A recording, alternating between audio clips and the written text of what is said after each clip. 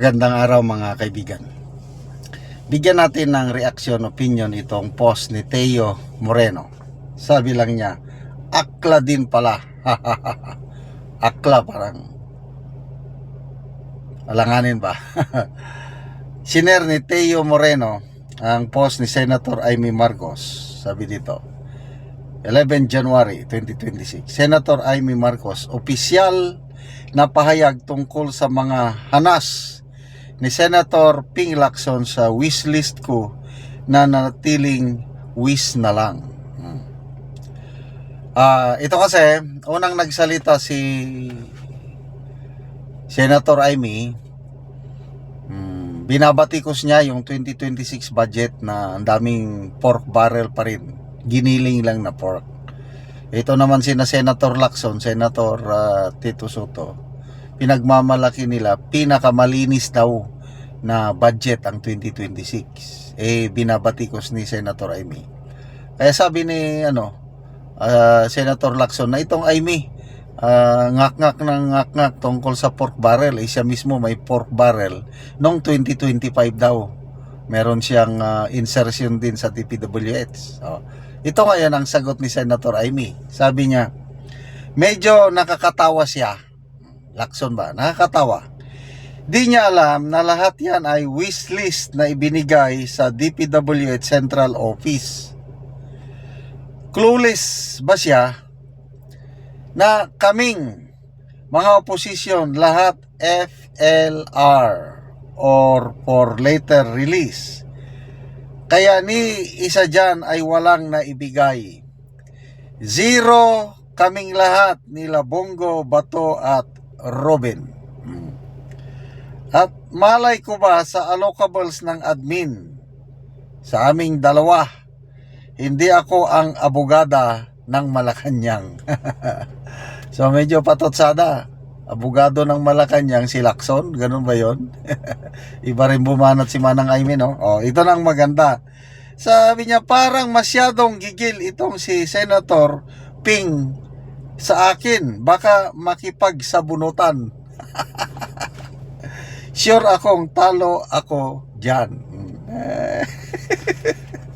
Maganda itong banatan nila ng dalawa na dala pabiro kung minsan.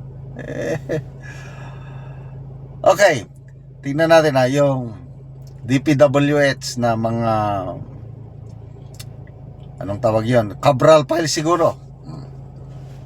So, dito makikita mo na talaga pala itong mga lawmakers nagsasubmit ng kanilang gustong project sa DPWH. So, in charge yan si late Jose Cabral. So, ito, inamin ni Senator Amy na meron siyang isinubmit. Kaya lang, dahil opposition sila, walang na-release ni isa.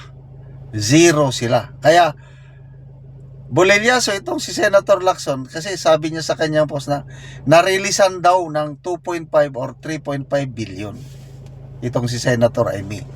So, sino ngayon ang nagsasabi ng totoo? Si Lacson, wala pa siya nung 19th Congress kasi ang pinag-usapan 19th Congress na-releasean. May pork barrel yan si Amy.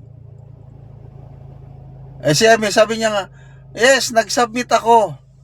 Wishlist ko sa DPWH, kaya lang zero kaming mga oposisyon. So, sino ang mas paniwalaan natin?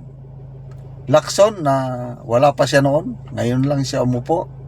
Or si Senator Amy na inaamin niya na nag-submit nga siya, kaya lang walang natanggap? Ako, mas naniniwala ko kay Senator Amy kasi nga, oposisyon sila. Ay, ang mga nabibigyan, kung kapartido ka nila, talagang may matatanggap ka. Kasi magkalyado kung nilalabanan mong administrasyon, wala ka talagang matanggap. Di ba ganoon ang sa atin? Lang, dito ako nakakatawa bakit gigil sa akin yung Lacson na yan, ha? Hindi naman ako abogadang ng Malacanang, ikaw man ang abogado.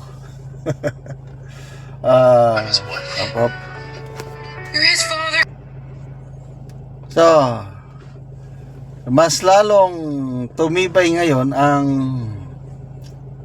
perception ng iba na itong si Senator Lacson nagiging spokesman or abogado na ng Malacanang. Depensa todo. Sabi nga may nabasa kong post, statement ni Lacson na mabait talaga si BBM, sabi niya. Parang parehas lang kami. Nakikita ko ang sarili ko sa kanya. Kaya lang, problema, inaabuso siya ng mga nakapalibot sa kanya. So, siguro nga, kasi kung bait, mabait nga. Kaya lang kung sobra ka namang mabait, to a point na inaabuso ka, mahina kang leader. Kung hindi ka sana leader ng 116 million Pilipinos, okay lang. Mabait ka. Kaya lang, nakasalalay sa iyo ang kinabukasan ng milyones na Pilipino. Flood control. Imbes na makatulong, lalo na perhiso ang mas marami dahil sa niloloko lang siya. Paniwalang-paniwala siya sa flood control Dahil ibinida niya yung zona niya nung 2024 na zona yun, yung 5,500 flood control projects. Paniwalang-paniwala. Dinedepensahan pa siya nung una na nandyan lang, nabangga lang ng barko, malakas ang hangin, nandyan, na-overwhelm, climate change lang talaga nandyan. Ngayon, siya na mismo ang nakakita, guni-guni. Karamihan, substandard. Kaya, dumating na yung zona niya na, mahiya naman kayo. Ikaw ang unang nagmayabang yun pala, nakakaya. So, ito na ngayon. May maasahan ba tayo na mapapakulong nila? Yan ang tanong. May napakulong 2-star general. Kaya lang, hindi naman magnanakaw yun. Itong mga nagnakaw, pundo ng taong bayan, may mapapakulong ba sila? I doubt it. Sino na ngayon ang iniimbestigahan ng ombudsman? Si Congressman Libeste, na siya ang naghahanap ng katotohanan, siya ang nagbubulgar kung ano ang nangyari sa DPWH. Siya na ngayon ang iniimbestiga ng ombudsman. Grabe So, good luck sa ombudsman na gustong mag-imbestiga kay Congressman Libeste. I'm sure kayang-kayang sagutin yan ni Congressman Libeste yung mga investigasyon na yan. Salamat mga kaibigan sa inyong pagsubaybay sa ating channel. Nakakatulong kayo ng malaki sa tribong Talandig ng Bukidnon dahil ang sweldo natin sa channel na ito is pantulong sa tribo. Namimigay tayo ng libreng yero at pako para makapagpatayo sila ng mas maayos na tahanan.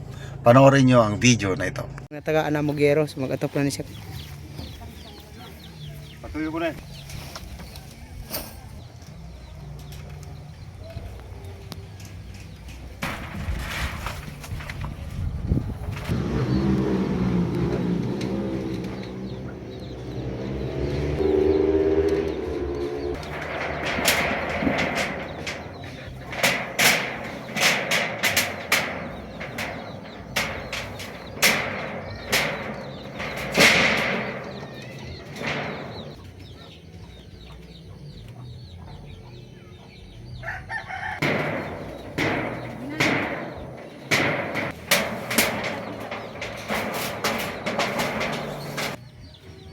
Karon naman nagkit sa pag-atop, so may nagit siya nga atop kay kuha man naman.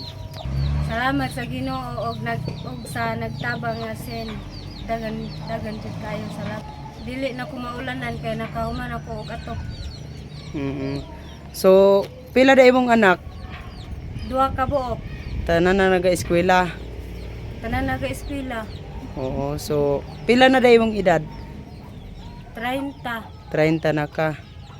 So kuan gyud. Unsa day inyong panginabuhian, inyong trabaho sa imong bana? Ang trabaho sa akong bana magtanom og mais o mag-garden sa carrots.